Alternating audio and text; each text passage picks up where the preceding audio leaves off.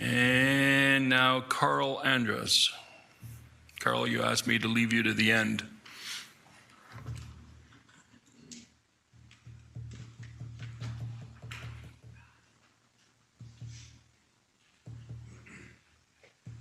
Yeah, thank you, Chair. I asked to be left to the end because I wanted to ask for this committee's indulgence for more time.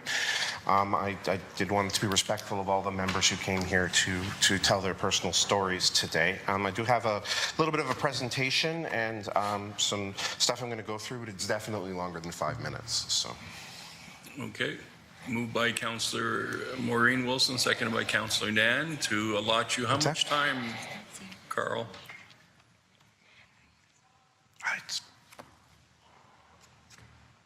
How about we just allot him the time that he's needed?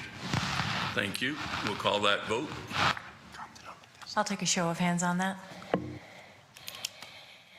That carries. Thank you very much, Chair. Love the old-fashioned way. All right, thank you, Chair, councillors, residents, staff, for hearing my delegation today. I feel a little bit like Groundhog Day, that we've been here before, that previous iterations of this committee have heard these stories and even passed directions to staff to make actions. Actions I don't think that the report before you today and the consultants' work truly represent. Today you heard, again, impassioned delegations from residents across the city that have dealt firsthand with having their lives upended by the renoviction process. Moving personal anecdotes of struggle and suffering, those alone should provide the fuel for this committee to push forward a bold legislative path with new ideas in the spirit of change you were all elected in last fall, to chart a new path for Hamilton to push the boundaries of what a municipality can do and should do with the powers vested in it, to fight for renters' key issues with as much veracity as you might fight for homeowners when you push for an expensive litigation at the Ontario Land Tribunal in matters related to land planning, neighbourhood character, or land valuation.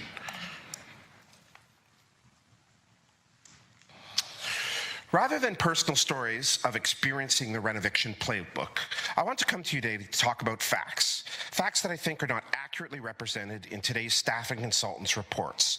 Those are the facts on renoviction itself. In the staff presentation, the consultants' report, and even a letter you received from the Hamilton and District Apartment Association, they both present the argument that only a few bad faith actors are doing bad faith renovictions, and that Hamilton's aging rental stock is in need of repair, and landlords shouldn't be punished for doing so. Let's talk about the claim that only a few landlords are bad faith actors.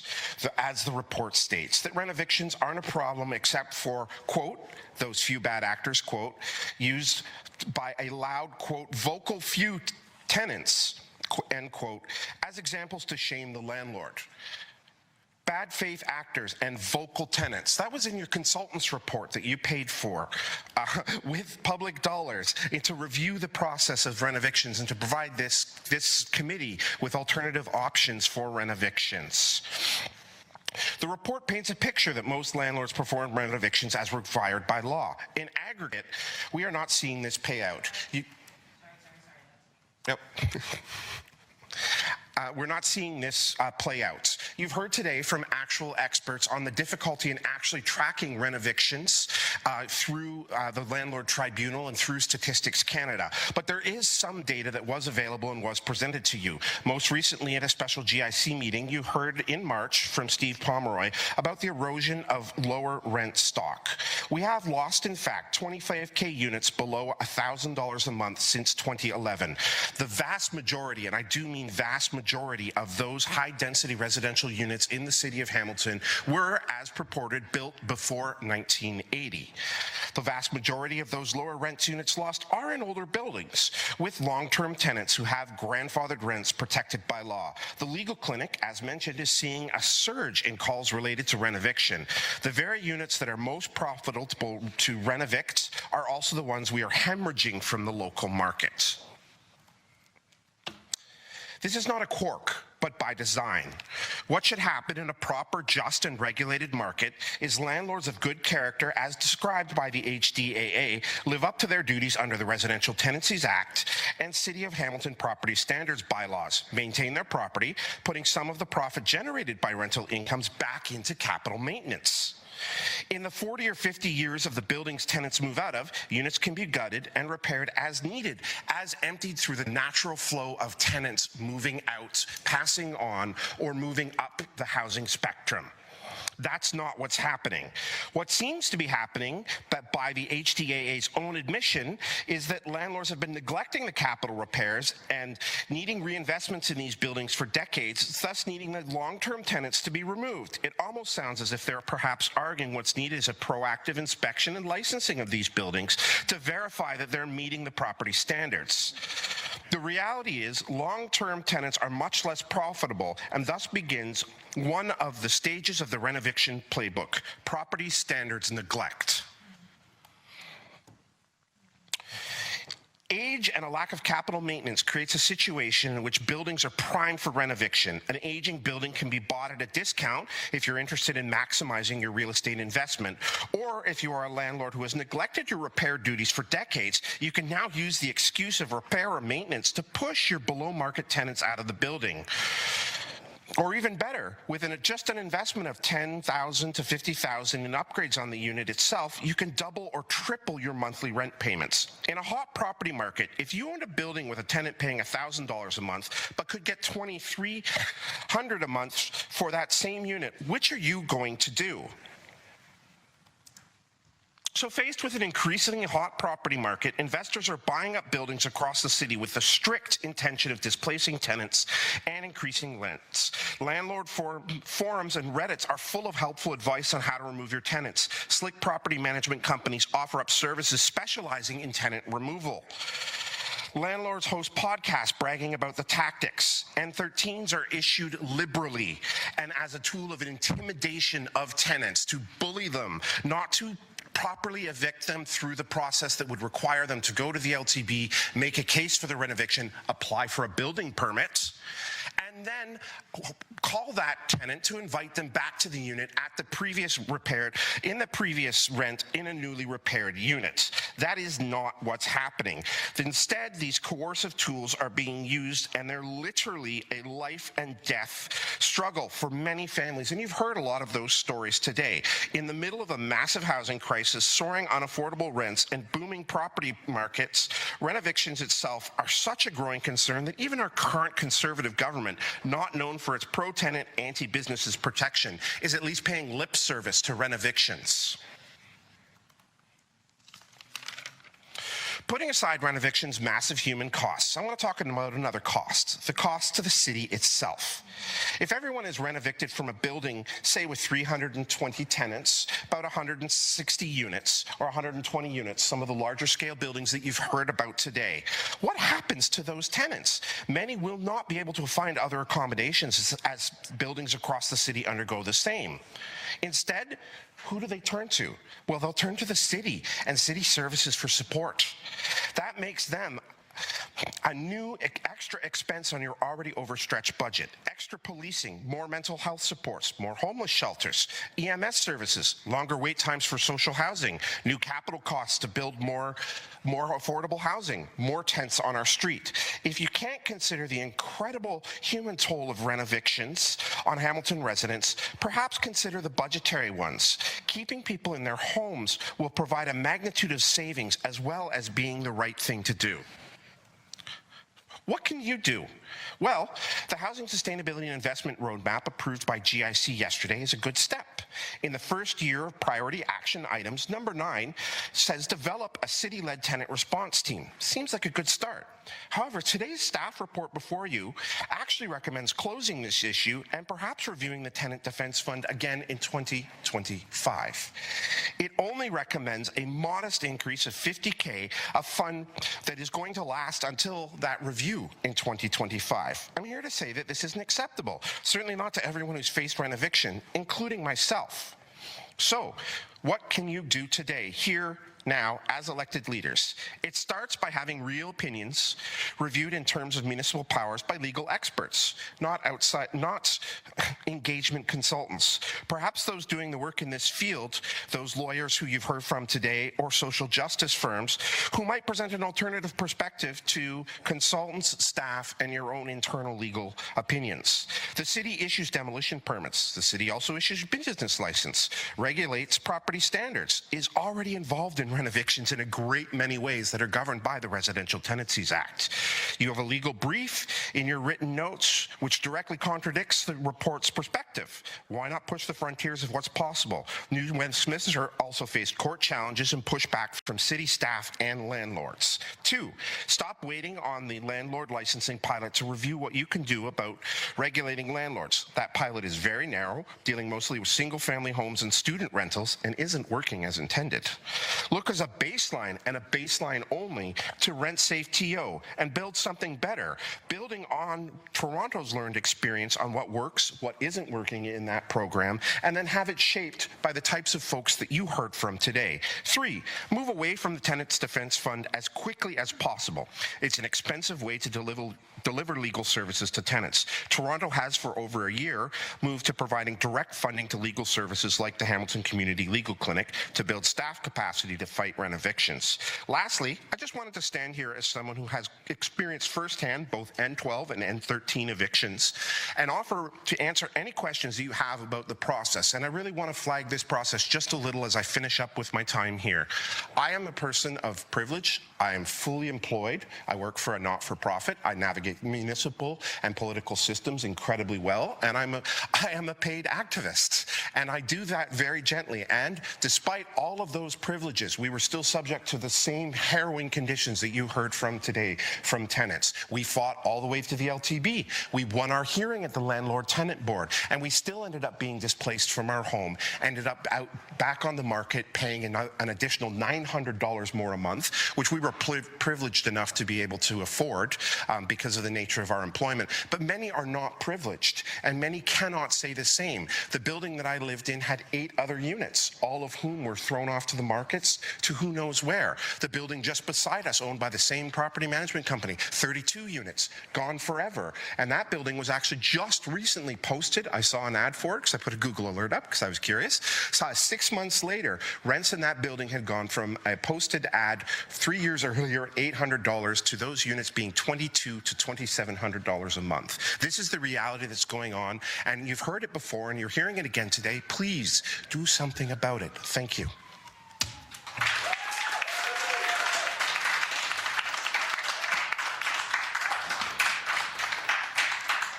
Thank you, Karl. Are there any questions of the Councillor Maureen Wilson, please? Thank you, Chair. Thank you, Karl, for being here. I just wanted to understand a little bit better your reference to the licensing pilot that is presently in place. I think you used the statement, it's not working as intended, and I just wanted to learn a little bit more from you on that. Thank you. Yeah, so from my understanding, uptick has been a challenge in landlords in order to get them to voluntarily self-register to the program of their properties. As I said, it's very narrow in its scope. Although it's be called a landlord licensing pilot, what it really is a student housing and student rooming house rental pilot. It doesn't extend to multi-residential units in large buildings across the city where the vast majority of tenants in this city live. So it's a very narrow program and a very narrow pilot that I think was passed with good intentions by both council and staff, but it is not what many activists would consider landlord licensing by any means. It does not have, again, dealing with multi-residential buildings, all of the types of which you heard about today. It doesn't have yearly inspections for fire, property maintenance, and standards. It is, of course, requiring for landlords to self-register out of the beginning, and grace periods and training periods are being issued for that. And as I said, it doesn't cover any of the rental situations that you've heard about today. Councillor? Thank you. One of the recurring themes that I've heard today is the importance of data and the ways in which to get it by different actors. And I was wondering if you could speak to that because you are so involved on the ground and in these halls as well, through the chair. Well, Thank you, Karl. Yes. So first, I'd look to look at organizing tenants like the tenants that you've heard from today is an incredibly broad task. All of the tenants that came here took time and time again out of their busy lives to come and tell their stories to you. To organize them took an organization with a shoestring budget, probably less than one FTE of a city staff, to go out into these buildings along with volunteer co-chairs and chairs and members of ACORN to self-organize. It was a great deal of emotional labor, of emotional capacity. Sorry? Oh, I thought I was, sorry. A great deal of emotional labor and emotional capacity. It's also, as you said, very traumatic for folks to come out here and tell you their lived experiences time and time again. It's hard to retell these stories. It involves reliving them. It involves placing yourself into a place of vulnerability. And then, of course, it's a little disconcerting that these personal stories are sometimes waved away with a false dichotomy of balance, that we have to hear the story from a Landlord Homeowners Association, which is a due-paying organization that represents massive multi-million-dollar landlords who have a much higher budget than the organizations that are standing against them. So I want to speak to that it's very difficult because this stuff is a labor that's done impassionately, but also it's not exactly data-driven in the strict sense. There's not an exact count that's done of even as you heard today, the number of N13s. We can talk about the number of times a PDF was downloaded. That's the extent to the tracking that the LTB does in terms of N13s. An N13 PDF can be downloaded once and issued 500 times. Or it can be, the numbers are meaningless and aren't placed in proper context. And I think why it's so important for you as leaders to take the impassioned stories that you've heard and recognize them as data. Councillor? Thank you, through the chair. Absolutely. Not, as my colleague often says, not if, but and. Getting to a place where we're not totally reliant on the need for individuals to have to be re-traumatized and the burden of sharing this. If we, as a public entity, could look at the ways and means in which to get that data to inform, I think, our policy and our funding and evaluate our actions. That's what I was sort of, interested in exploring further with you.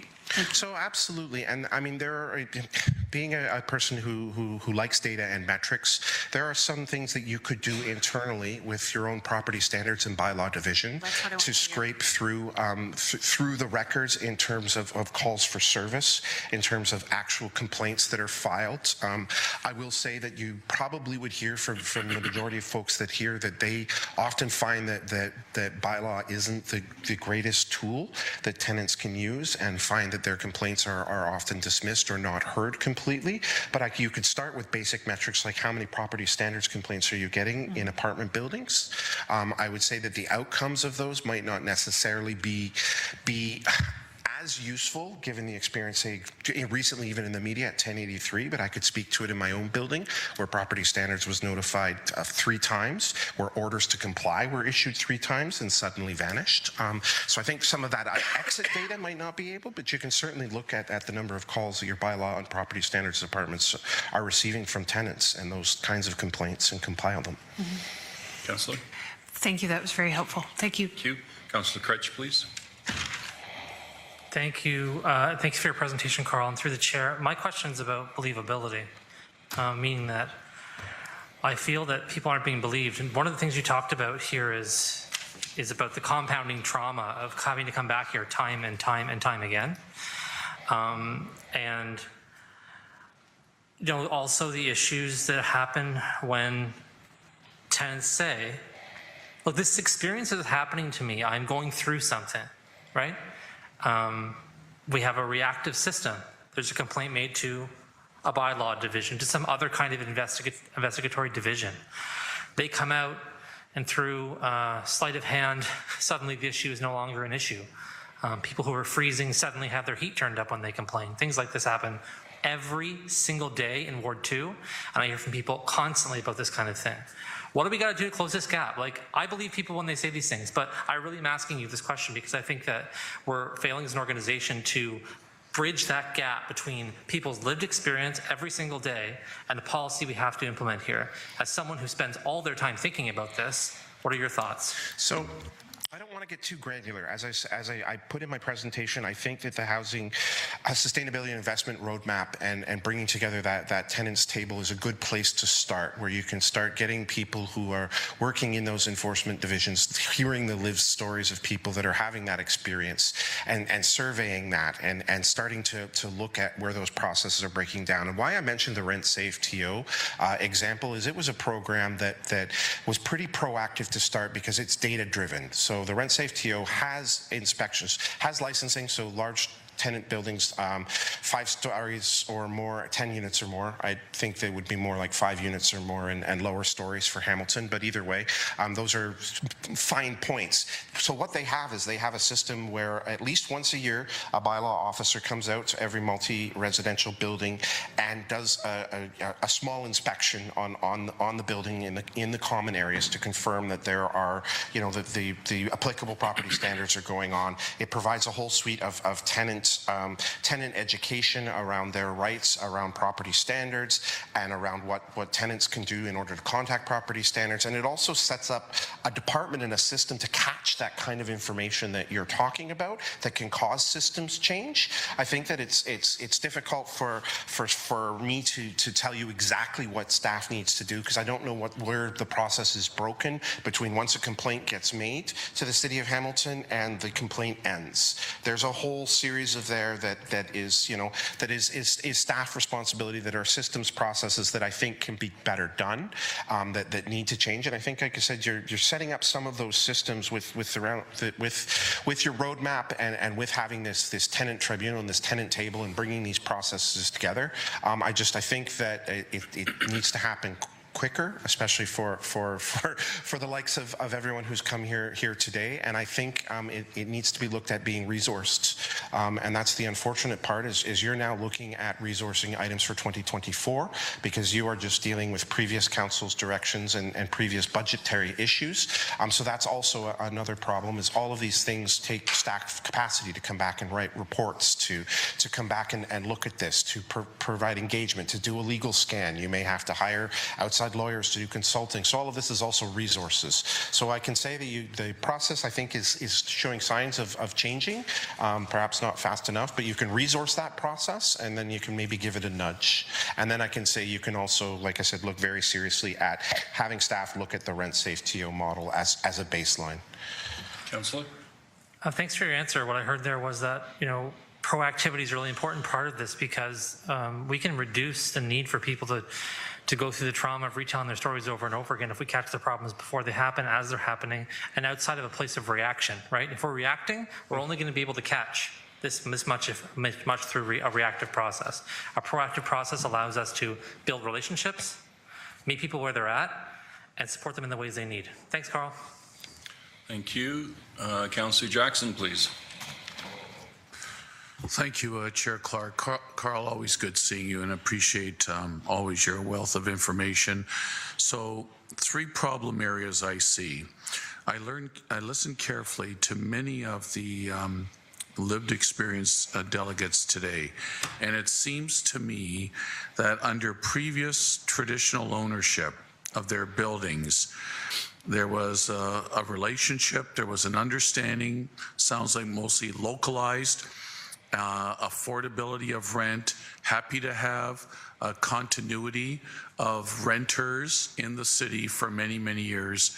And then when that point of sale came, for whatever reason, by the local landlord, these monstrous investment property management companies, seems like to me mostly out of town, absentee, don't give a rip about our community and what they've inherited has occurred.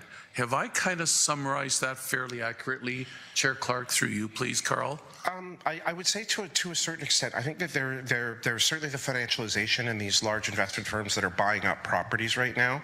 And there are some landlords, as you heard today, who are large landlords who have a portfolio and they know how to work it, and they work within the law, and they're reasonably decent landlords. I think that part of the problem right now has been the undervaluing of Hamilton property for so long, and the age of the capital stock here made this such an attractive market that it's not just those actors that are coming into the city, but also people who previously owned a building, who maybe had a superintendent in that building and maybe were doing things, you know, perfectly normal, all of a sudden seeing much bigger dollar signs. So there's two things that are going on. There's a change in the mindset of landlords from being, I'm going to deliver a service, I know how I'm going to make my money, I've got my year on year, my capital returns, I'm going to maintain my building, I'm going to get my new tenants, etc. And there was such a upward curve of rent that existed so quickly here in Hamilton, especially in the course of 5 years, where they were like, why some landlords, and I think the vast majority of them, started looking at this and going, why do I need to use this old broken model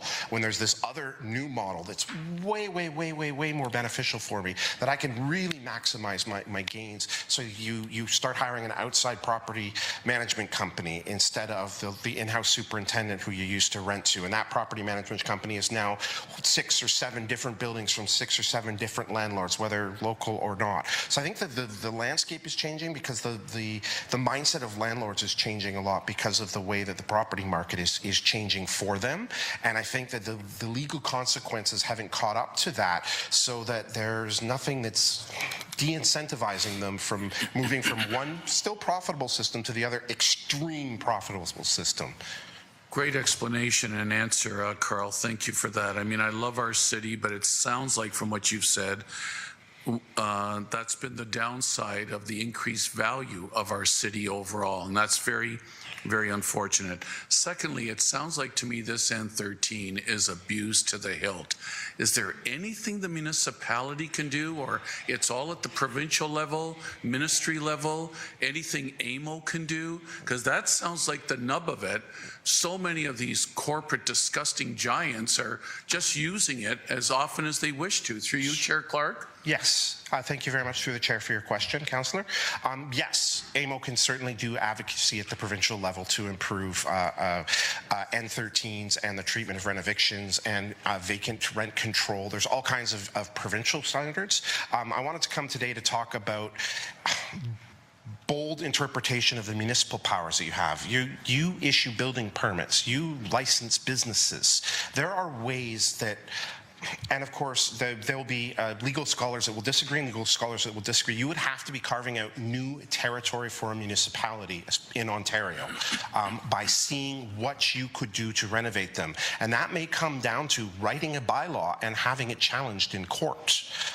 That might mean carving out an area that would be open to interpretation by the courts of whether it's in your power or whether it's not in your power. And there's a lot of legal minds that think that it is within your regulatory power to do this and to carve out that territory. And that's why I say it would require this council to lead boldly and to say, let's take this path, let's see what we can carve out. Find me the lawyers that say that no, increasingly the courts are recognizing housing as a human right. We've seen that in encampment rulings. There's been a lot of bold change in the legal landscape in housing, and there's nothing specifically that says you cannot do this in the Residential Tenancies Act, and you cannot carve out these spaces. So it would be up to legal minds much greater than mine, because I'm not a lawyer, and that's certainly not my area of expertise, but you do have one brief for you that presented some options in some legal decisions. You heard from a university professor who talked about some of those options, and another lawyer that talked about some of those options. I think that what you need to do is kind of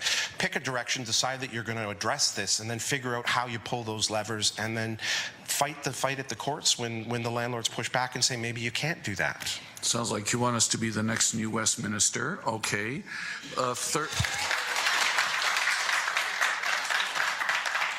Well, that wasn't me. I got to give Councillor Narendra Anand. She's the one who first educated me on New Westminster. Sincerely. I mean that very much, sincerely. because I know she lived for a while in BC, and she educated me on what they did there. Lastly, on property standards, I'll just say this anecdotally, Karl. In my area, when I've had these absentee out-of-town landlords who have their mansions in Vaughan or Scarborough or wherever it is, gobbling up some lovely, modest, single-family homes in my area, the tall grass, the debris, the garbage, the broken baby carriages possibly on the front lawn, whatever, they have no inclination at all to clean up.